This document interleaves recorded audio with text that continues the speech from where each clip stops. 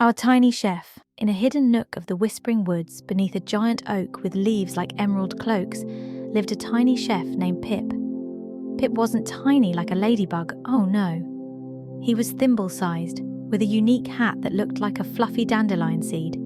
But what Pip lacked in size, he made up for in heart and, well, his incredible cooking. Pip's kitchen wasn't your average one. It was a hollowed-out log with a roof of woven leaves. Some pots and pans were acorn caps and walnut shells, and his stove, built into a flat, smooth rock heated by the warm afternoon sun. One crisp autumn morning, Pip woke up with a twinkle in his eye. Today was the annual woodland feast, a special gathering for all the forest creatures. Squirrels would chatter, rabbits would twitch their noses, and even the grumpy old badger might crack a smile if the food was good enough, of course. Pip scurried out of his cozy log bed.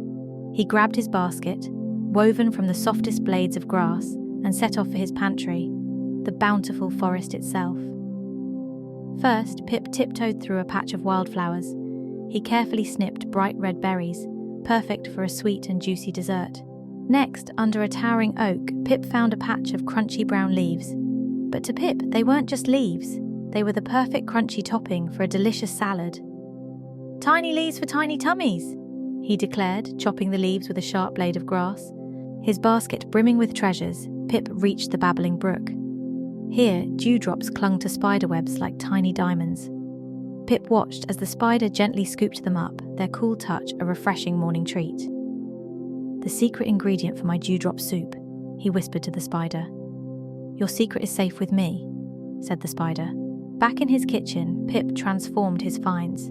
The crunchy leaves became a colourful salad, the berries swirled into a delightful pudding, and the dewdrops sparkled in a clear, refreshing soup. The aroma of the forest itself filled the air, sweet, earthy, and oh so tempting. Soon a flurry of activity began outside.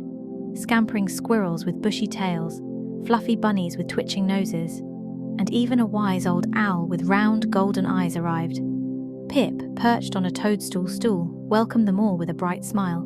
The feast was a symphony of chattering and munching. The squirrels adored the crunchy salad, the rabbits gobbled up the sweet berry pudding, and even the grumpy badger surprised everyone by slurping down the entire bowl of dewdrop soup.